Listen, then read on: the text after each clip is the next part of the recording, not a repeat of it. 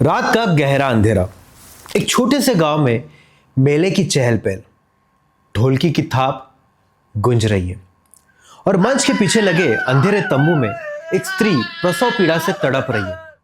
और कुछ ही क्षणों में एक बच्ची जन्म लेती है और बाहर हजारों दर्शक एक ही स्वर में पुकार रहे हैं, विठाबाई, विठाबाई चाहिए।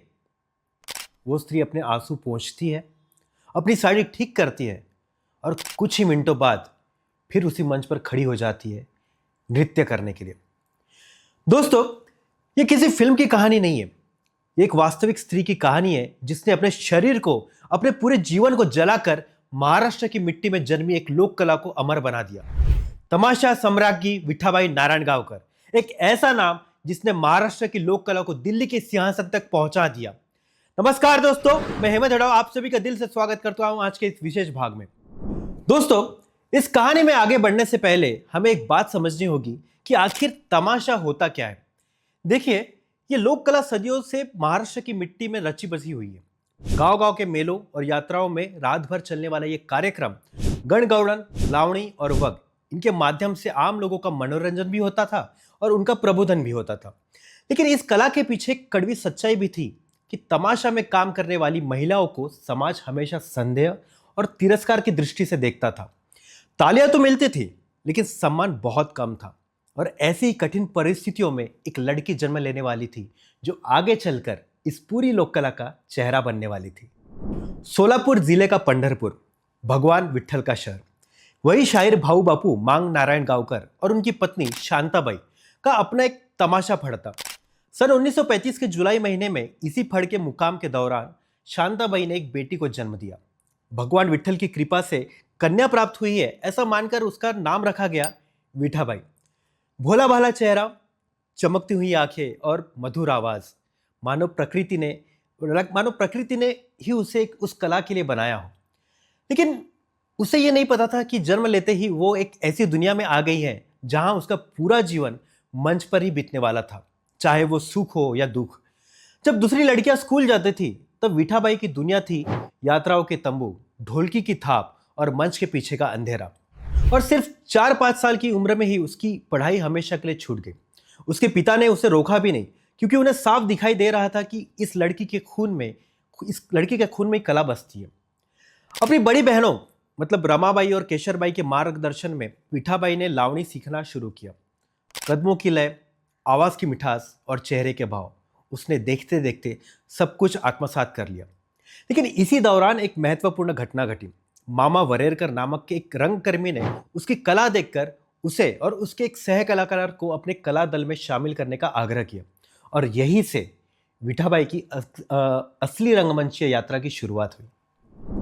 लेकिन दोस्तों, यह सफर जितना चमकदार दिखाई देता था, उतना ही वो अंधेरी राहों से भरा हुआ था। देखिए ना, आज हम कलाकारों को चमक धमक की जिंदगी में जीते हुए देखते हैं, लेकिन उस दौरान के तमाशा कलाकारों का जीवन रोज की एक लड़ाई हुआ करती थी। बिदागी यानी मेहनत आना कई बार मिलती ही नहीं थी। कभी भूखे पेट तो कभी बासी खाना खाकर विठाबाई मंच पर उतरती थी। पेट में अन्न का एक दाना भी नहीं होने पर भी उनके चेहरे पर उसकी जरा भी झलक दिखाई नहीं देती थी। गांव गांव लगातार यात्रा, रहने के लिए कोई जगह नहीं, समाज की तिरस्कार भरी नजर, और फिर भी हर रात उन्हें मंच पर खड़ा होना पड़ता ही था, क्योंकि वही उनके और उनके परिवार के जीवन यापन का एक मात्र साधन था। और फिर 1957 में एक ऐसा आघात हुआ जिसने विठाबाई का पूरा जीवन बदल कर ही रख दिया। सन 1957 में विठाबाई के पिता भाऊ नारायणगावकर का निधन हो गया। अचानक पूरे तमाशा फड़ की जिम्मेदारी विठाबाई के कंधों पर आ गई। उम्र क्या थी, अनुभव कितना था, यह सोचने का समय ही नहीं मिला। एक ही पल में वो केवल कलाकार नहीं रही, बल्कि फड़ की मालकिन बनी और उसकी नेतृत्व करने वाली बन गई। बिना डगमगाए, नए उत्साह के साथ उन्होंने भाऊ बापू मांग नारायणगावकर के नाम से फड़ को फिर से खड़ा कर दिया। और यहीं से सही मायनों में महाराष्ट्र को विठाबाई नाम की उस शक्ति का एहसास होने लगा। पोटासाठी नाचते मी परवा कुणाची, नेस्ली पीतांबर जरी जैसी लावणियां उनकी आवाज और उनके नृत्य के साथ जीवंत हो उठी। रक्तात न्याहाली कुऱ्हाड, रंगल्या रात्री, छोटा जवान, मुंबईची केळेवाली, मराठा सरदार, सापडला हरी नायकिणीच्या घरी, चंद्रमूळ, शिवप्रताप और रायगढ़ की रानी जैसे वगनाट्य गांव गांव में प्रसिद्ध होने लगे। महाराष्ट्र के कोने कोने में एक ही नाम गूंजने लगा, विठाबाई नारायणगांवकर। और अब विठाबाई के जीवन का वो प्रसंग जो आज भी महाराष्ट्र में एक कहानी की तरह सुनाया जाता है। देखिए, ऐसा कहा जाता है कि एक कार्यक्रम के दौरान विठाबाई को मंच पर नृत्य करते समय ही प्रसव पीड़ा शुरू हो गई थी। पेट में असहनीय दर्द था, लेकिन फिर भी वो डटी रही क्योंकि लावणी अभी समाप्त हुई नहीं थी। जैसे ही लावणी समाप्त हुई, वो तुरंत पीछे लगे तंबू में चली गई और कुछ ही मिनटों में उन्होंने एक बच्चे को जन्म दिया। लेकिन बाहर हजारों दर्शक अब भी केवल उनका ही इंतजार कर रहे थे। लोगों की एक ही मांग थी कि विठाबाई ही वापस मंच पर आना चाहिए। और यहीं पर वो घटना घटी जिसे आज भी सुनकर रोंगटे खड़े हो जाते हैं। लोक कथा के अनुसार विठाबाई ने पत्थर से अपने बच्चे की नाल काटी, स्वयं को संभाला और फिर उसी मंच पर दोबारा आकर खड़ी हो गई नृत्य करने के लिए। और वो भी उसी लावणी पर पोटासाठी नाचते मी परवा कुणाची। दोस्तों, अभी देखिए, यहां एक बात स्पष्ट करना जरूरी है कि ये घटना अनेक विश्वसनीय मराठी लेखों और जीवनी संबंधी अभिलेखों में लगातार वर्णित मिलती है, इसलिए इसे केवल अफवाह नहीं माना जा सकता। लेकिन यह घटना ठीक किस गांव में और किस तारीख को हुई थी, इसका कोई ठोस ऐतिहासिक प्रमाण उपलब्ध नहीं है। और इसलिए इस घटना को हमें समय के साथ सुनाई जाती रही, लेकिन व्यापक रूप से स्वीकारी गई कथा के रूप में हमें समझना चाहिए। लेकिन एक बात निश्चित है कि इस घटना ने विठाबाई के जीवन का एक बड़ा सत्य सामने रखा। उनके लिए रंगमंच केवल कला नहीं था, वो उनके लिए और उनके परिवार के जीवन का एकमात्र सहारा था। और इसी जिद, इसी तपस्या ने विठाबाई को महाराष्ट्र की तमाशा सम्राज्ञी की उपाधि दिलाई। सन 1962 में जब भारत चीन युद्ध की आग सीमा पर धधक रही थी, तब विठाबाई ने एक साहसिक कदम उठाया। उन्होंने नेफा सीमा पर अपने घर से हजारों मील दूर तैनात भारतीय जवानों के सामने तमाशा प्रस्तुत किया। देखिए, वो अक्सर कहा करती थी कि विट्ठल ने मुझे केवल लोगों का मनोरंजन करने के लिए नहीं, बल्कि उनका प्रबोधन करने के लिए भी भेजा है। सन 1968 में पुणे में आयोजित अखिल भारतीय तमाशा परिषद की वे अध्यक्ष बनी। और उस समय किसी महिला कलाकार के लिए एक ऐतिहासिक सम्मान था। और फिर वे दिन आए जिनकी विठाबाई ने शायद कभी कल्पना भी नहीं की थी। सन 1990 में महाराष्ट्र सरकार ने उन्हें महाराष्ट्र गौरव पुरस्कार से सम्मानित किया। और उसी वर्ष भारत सरकार ने उन्हें कला के क्षेत्र में राष्ट्रपति पुरस्कार तथा संगीत नाटक अकादमी सम्मान से अलंकृत किया। इसके बाद दलित नाट्य सम्मेलन का अध्यक्ष पद, पद्मश्री विठ्ठलराव विखे पाटिल पुरस्कार, विश्व महिला दिवस पुरस्कार, एक के बाद एक सम्मान उनकी झोली में आते गए।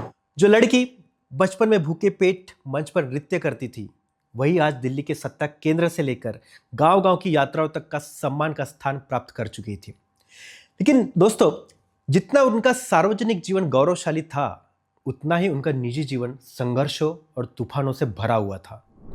पुणे के मारुति सावंत के साथ विठाबाई का विवाह हुआ। तमाशा फड़ की पूरी जिम्मेदारी संभालते हुए उन्होंने अपने पारिवारिक जीवन की चुनौतियों का भी सामना किया। उनकी 5 बेटियां थीं, मंगला, विद्या, मालती, संध्या और भारती, तथा 3 बेटे, विजय, कैलाश और राजेश। लेकिन यह सफर बिल्कुल भी आसान नहीं था। कात्रज घाट में उनका एक बड़ा सड़क हादसा हुआ। पारिवारिक जीवन में भी उन्हें अनेक गंभीर विवादों और कठिनाइयों का सामना करना पड़ता था। फिर भी हर बार जब संकट आया, विठाबाई टूटी नहीं। कभी पूरा परिवार एकजुट होकर उनके साथ खड़ा रहा, तो कभी परिस्थितियां घुंघरूओं की टूटी हुई माला की तरह बिखर गई। लेकिन विठाबाई कभी रुकी नहीं, क्योंकि रुकना उनके लिए संभव ही नहीं था। दोस्तों, देखिए, बहुत से लोगों का लगता था कि या लगता होगा कि इतनी विलक्षण प्रतिभा होने के कारण विठाबाई को फिल्म उद्योग में आसानी से अवसर मिल सकते थे। लेकिन उन्होंने हमेशा अपनी मिट्टी की कला, मतलब तमाशा को ही अपना सब कुछ माना। देखिए, उनके लिए तमाशा केवल रोजी रोटी का साधन नहीं था, वो उनके लिए पिता की विरासत था, उनके रक्त में बसी हुई एक पहचान थी। फिल्मों की चौकाचौंध से कहीं अधिक उन्हें गांव गांव की यात्राओं में सजने वाले उस रंगमंच पर सच्चा संतोष मिलता था। श्रीमंती ही केवळ बोर्डावरची, यह वाक्य विठाबाई के पूरे जीवन का सार था।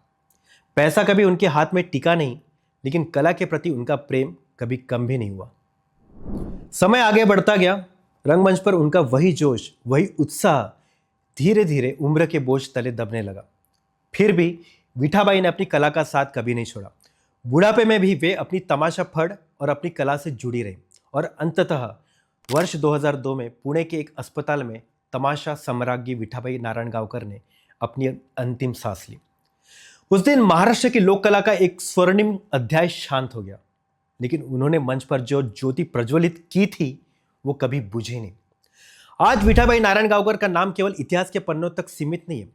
वर्ष 2006 में महाराष्ट्र सरकार ने उनके नाम पर तमाशा सम्राज्ञी विठाबाई नारायणगावकर जीवन गौरव पुरस्कार की शुरुआत की, जो आज भी महाराष्ट्र के वरिष्ठ लोक कलाकारों को प्रदान किया जाता है।